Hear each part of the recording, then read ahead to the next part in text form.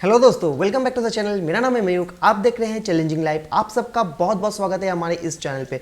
तो दोस्तों, आज का जो टॉपिक है वो बहुत इंटरेस्टिंग टॉपिक है, आप इस वीडियो में बने रहे। सबसे पहले मैं आपको बता देना चाहता हूँ कि कुछ दिन पहले विनोद पूरे जगह विनोद छाया हुआ था। मतलब सोशल साइट में पूरा विनोद था। हर एक यूट्यूब चैनल के कमेंट सेक्शन में विनोद टोपी, यहाँ तक कि फेसबुक के कमेंट में भी विनोद चल रहा था। अब विनोद है कौन मुझे नहीं मालूम, और वो क्या किया है ये भी मुझे नहीं मालूम, कहाँ से आया है ये भी मुझे नहीं मालूम। लेकिन हमारे देश में कुछ शख्स हैं जिनको ट्रेंडिंग में होना चाहिए, मतलब उनका नाम ट्रेंडिंग पर होना चाहिए, लेकिन ऐसा कभी हुआ ही नहीं है। उनका नाम सिर्फ और सिर्फ एजुकेशन जो वीडियो बनाते हैं वहीं पर उनका नाम मतलब 2 या 3 दिन के लिए आता है, उसके बाद वो नाम हवा हो जाता है। देखिए, आज मैं जिसके बारे में बात करने जा रहा हूँ, आप टाइटल और थंबनेल देखकर तो जान ही चुके होंगे कि मैं किसके बारे में बात करने वाला हूँ। UPSC candidate. आप सभी जानते हैं कि भारत में सबसे बड़ा एग्जाम यूपीएससी एग्जाम होता है, सिविल सर्विस एग्जामिनेशन, जिसको सभी लोग चाहते हैं कि इस एग्जाम को क्रैक करें। लेकिन हर साल सिर्फ मतलब 1000 के आसपास से स्टूडेंट इसको क्रैक कर पाते हैं। लेकिन एग्जाम कितने जन देते हैं? करीब मतलब लाख से भी ज़्यादा स्टूडेंट इस एग्जाम को अपीयर होते हैं, लेकिन क्रैक नहीं कर पाते हैं। तो इसके पीछे रीज़न क्या है? देखिए, सबसे पहले आपको ये बता दूं कि यूपीएससी 1 या 2 महीना पढ़ के आप कुछ कर नहीं पाएंगे। यूपीएससी को कम से कम आपको 1 साल पूरा देना पड़ेगा, तब जाकर आपका कोर्स कंप्लीट हो सकता है। मतलब आपको फुल डेडिकेशन के साथ आपको मिनिमम तो 8 घंटे तो देना ही पड़ेगा दिन का, तब जाके आप इस सिलेबस को कंप्लीट कर पाएंगे, अच्छी तरह से समझ पाएंगे। बहुत बुक्स पढ़ना पड़ता है। इसका जो एरिया है बहुत बड़ा एरिया, बहुत बड़ा कवर करना पड़ता है। तो इसके लिए आपको समय चाहिए, 1 साल तो मिनिमम आपको चाहिए।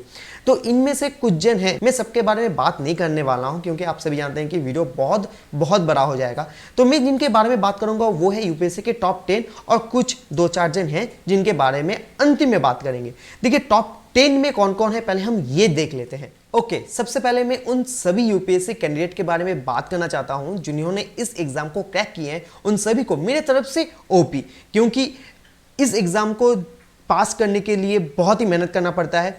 लाख स्टूडेंट, 2 लाख से भी ज़्यादा स्टूडेंट इस एग्जाम को अपीयर होते हैं हर साल, लेकिन पास कितने जन करते हैं? 800 या 900 जन पास करते हैं। तो बहुत ही बड़ी अचीवमेंट है खुद में, मतलब वो जो अचीवमेंट करते हैं उसमें बहुत बड़ी बात होती है। तो उनको सबको ओपी। लेकिन मैं इन टॉप 10 के बारे में बात करूंगा, सभी जन के बारे में बात करेंगे तो आप जानते हैं कि वीडियो लंबा हो जाएगा। तो इनमें से कुछ जन हैं जिनका जो स्टोरी है बहुत इंस्पायरिंग है। आप अपने लाइफ में इनके स्टोरी को सुनेंगे तो आप मोटिवेट हो जाएंगे। देखिए, सबसे पहले है प्रदीप सिंह, जतिन किशोर, प्रतिभा वर्मा, हिमांशु जैन, जयदेव, विशाखा यादव, गणेश कुमार भास्कर, अभिषेक सरफ, रवि जैन, संजीता महापात्र। तो ये 10 जन हैं जो बहुत ही अच्छे नंबर लाख के टॉप 10 किए हैं 2019 के सीजन में। तो सबसे पहले मैं जिनके बारे में बात करूंगा वो है प्रदीप सिंह अपना कॉलेज लाइफ कंप्लीट करने के बाद उन्होंने एसएससी का एग्जाम दिया था, उसमें उन्होंने क्लियर किया, मतलब उसको क्रैक किया और वो इनकम टैक्स ऑफिसर बने। लेकिन उसमें उन्होंने 5 साल काम करने के बाद उनको लगा कि शायद उनको और बेटर कुछ करना चाहिए या मतलब और कुछ अलग करना चाहिए। तो उनके पास एक ही चॉइस था, वो है यूपीएससी का एग्जाम के लिए वो प्रिपेयर होने लगे। आपको ये भी बता दो कि वो 4 अटेम्प्ट में जाकर इस एग्जाम को वो क्लियर कर पाए थे। तो फर्स्ट अटेम्प्ट में जब वो दिए थे तो वो उनका जॉब रहते हुए जॉब के साथ मैनेज करके टाइम निकाल के पढ़ के वो उनको एग्जाम दिया था। लेकिन फर्स्ट अटेम्प्ट में उनका नहीं हुआ। सेकेंड अटेम्प्ट में भी वो जॉब कर रहे थे, लेकिन सेकेंड अटेम्प्ट में भी नहीं हो पाया। थर्ड अटेम्प्ट के समय उन्होंने जॉब को छोड़ दिया। आपको ये बता दूं कि ये किसान फैमिली से बिलोंग करते हैं, इनके पिताजी हैं किसान। तो आप समझ सकते हैं कि एक मिडिल क्लास फैमिली से जो बिलोंग करते हैं उनके लिए एक गवर्नमेंट जॉब को छोड़ना एक बड़ी बात होती है। सबसे पहले मैं इनको सैल्यूट करना चाहता हूं क्योंकि प्रदीप सिंह खुद में इतना विश्वास करते थे। 2 बार के एग्जाम के बाद, मतलब कोई भी इंसान 2 या 3 बार के अटेम्प्ट के बाद कोई भी गवर्नमेंट जॉब तो छोड़ेगा नहीं, पक्का है वो यूपीएससी छोड़ देगा, गवर्नमेंट जॉब नहीं छोड़ेगा। लेकिन इन्होंने रिस्क लिया, बोल्ड मूव उठाया, जॉब को छोड़ा और यूपीएससी को और भी ज़्यादा डेडिकेशन के साथ फोकस करने लगा। थर्ड अटेम्प्ट में उन्होंने प्री को पास किया था, लेकिन मेंस कट गया था। फोर्थ अटेम्प्ट में उनको मतलब क्या ही बोले, मतलब ये जो 4 साल था उनका जो स्ट्रगल साल था वो रंग लाया और वो टॉपर बन गए। तो ये था प्रदीप सिंह की कहानी। आपको समझ में आ सकता है ना कि एक किसान घर से जो बिलोंग करते हैं अपना जॉब को छोड़ने के बाद भी यूपीएससी टॉपर बन सकते हैं, तो आप भी बन सकते हैं। ये कर सकते हैं तो आप भी कर सकते हैं। जतिन किशोर, देखिए इनके बारे में इनका कोई फिनेंशियल कोई इशू नहीं था, ठीक है ना। ये अच्छे घर से बिलोंग करते थे। इनके पिताजी इनकम टैक्स डिपार्टमेंट के बड़े अधिकारी थे, इनके माता टीचर थी, और इनका जो ऑप्शनल सब्जेक्ट था वो था इकोनॉमिक्स। और ये आपको ये भी बता दूं कि यूपीएससी का भी एक और एग्जाम होता है जहां पर यूपीएससी का जो रिक्रूटमेंट प्रोसेस होता है उसमें उन्होंने टॉप किए थे, ये टॉप नहीं शायद सेकंड टॉप किए थे।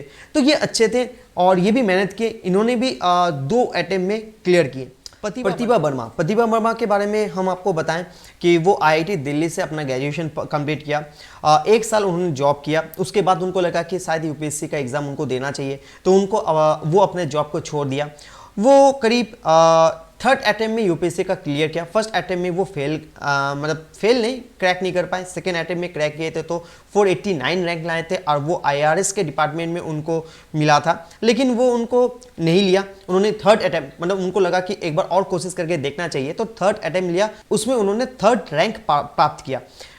प्रतिभा वर्मा का ऑप्शनल सब्जेक्ट फिजिक्स था। अब आपको ये बता दो कि यूपीएससी में जो स्कोरिंग सब्जेक्ट होता है वो है एसे और ऑप्शनल, बीच के जो 4-5 सब्जेक्ट होते हैं वो सबके लिए कॉमन होते हैं, सबका नंबर एक जैसा ही आता है, लेकिन आप किसी को बीट करना है या आपका नंबर को ज़्यादा बढ़ाना है वो है ऑप्शनल और एसे। तो सभी जन क्या करते हैं कि ऑप्शनल में थोड़ा सा ईजी सब्जेक्ट लेते हैं या इंटरेस्टिंग सब्जेक्ट लेते हैं। साइंस के सब्जेक्ट में बायोलॉजी को छोड़कर सभी सब्जेक्ट बहुत ही डिफिकल्ट होता है, आप सभी जानते हैं। तो फिजिक्स में उनका इतना पकड़ था कि वो फिजिक्स लिया और फिजिक्स में उन्होंने टॉप किया। मतलब आप समझ सकते हैं कि वो कितने ही अच्छे होंगे अपने फिजिक्स सब्जेक्ट में। नेक्स्ट आते हैं हिमांशु जैन। हिमांशु जैन के बारे में बता दें तो वो 1st अटेम्प्ट में क्लियर नहीं कर पाए, वो 2nd अटेम्प्ट में वो 4th आए। उनका जो ऑप्शनल पेपर था वो इकोनॉमिक्स का था। ये भी अच्छे घर से बिलोंग करते हैं तो इनके बारे में ज़्यादा कुछ नहीं है। जयदेव तो इंटरनेट में इनके बारे में कुछ ज़्यादा मुझे नहीं मिला, तो सॉरी मैं इनके बारे में मैं बता नहीं पा रहा हूँ। विशाखा यादव के फादर पुलिस थे, तो ये सरकारी जॉब के बारे में जानते थे किस तरह से देश का सेवा कर सके, तो इसलिए उन्होंने यूपीएससी का रास्ता चुना। तो इन्होंने 1st अटेम्प्ट में उनका क्लियर नहीं हुआ, 2nd अटेम्प्ट में उनका प्री क्लियर हुआ लेकिन मेंस क्लियर नहीं हुआ, और 3rd अटेम्प्ट में वो क्लियर कर गए। तो 3 साल लगा, क्योंकि देखिए मैं 1st, 2nd, 3rd अटेम्प्ट बोल रहे हैं, मतलब हर एक साल में एक अटेम्प्ट होता है, ठीक है ना। तो 1st अटेम्प्ट 1st साल में नहीं हुआ, 2nd साल में नहीं हुआ, 3rd साल में नहीं हुआ, लेकिन 1st, 2nd में नहीं हुआ, 3rd साल में उनका हो गया। उसके बाद है गणेश कुमार भास्कर, जी हाँ, तो इनका ऑप्शनल था मैथ्स। अब सोच सकते हैं कि मैथ्स में इनका पकड़ अच्छा होगा, तब जाके वो ऑप्शनल में मैथ्स ले होगा, मैथ्स में अच्छा है। उन्होंने आईआईटी कानपुर से उन्होंने अपना ग्रेजुएट कंप्लीट किया और एमबीए आईआईएम अहमदाबाद से उन्होंने एमबीए कंप्लीट किया। इससे मालूम चल जाता है कि ये एजुकेशन में बहुत ही बढ़िया थे। तो ये कंपनी जॉब करते थे, वो जॉब को वो छोड़कर 1st अटेम्प्ट में ये क्लियर नहीं कर पाए, इनको 2 अटेम्प्ट लगा क्लियर करने में। उसके बाद है अभिषेक सरफ, जो कि इनके फादर बचपन में ही गुजर गए थे, तो इनका माँ ही इनका पालन पोषण किए। तो इनका भी 4th अटेम्प्ट में जाकर ये क्लियर कर पाए। 1st अटेम्प्ट में क्लियर नहीं हुआ, 2nd अटेम्प्ट में क्लियर नहीं हुआ, 3rd अटेम्प्ट में उनका रैंक आया, लेकिन उनसे वो खुश नहीं थे, फिर से वो अटेम्प्ट दिए और 4th अटेम्प्ट में वो क्लियर कर पाए। रवि जैन के बारे में भी ज़्यादा कुछ मेरे पास इंफॉर्मेशन नहीं है, लेकिन इन्होंने भी कड़ी मेहनत किए होंगे तब जाकर टॉप 10 में आए होंगे। संजीता महापात्रा, ये एक मैरिड वुमेन है, तो इनका शायद सपना होगा कि मुझे यूपीएससी क्लियर करना है, तो ये फुल डेडिकेशन के साथ ये 4th अटेम्प्ट में क्लियर किए हैं। 1st, 2nd, 3rd में नहीं होता है। तो ये टॉप जो 10 है, आप इसको देख कर समझ सकते हैं कि 1 या 2 साल में आप कंप्लीट नहीं कर सकते। बहुत कम ही जन होता है जो 1 या 2 साल में या 1 साल में ही कंप्लीट कर सकते हैं। जो 4 साल तक लगातार उस एग्जाम को दे रहा है, मतलब उनको फुल ओपी मेरे तरफ से, क्योंकि मतलब एक अलग ही लेवल का उनको डेडिकेशन चाहिए। 4 साल तक एक ही चीज को बार बार रटना, या कह सकते हैं कि बहुत ही डिफिकल्ट नहीं कहेंगे, हाँ डिफिकल्ट कह सकते हैं कि डिफिकल्ट टाइप का एग्जाम होता है। ऐश्वर्या सियोरन, ये यूपीएससी की 93 रैंक हासिल किए।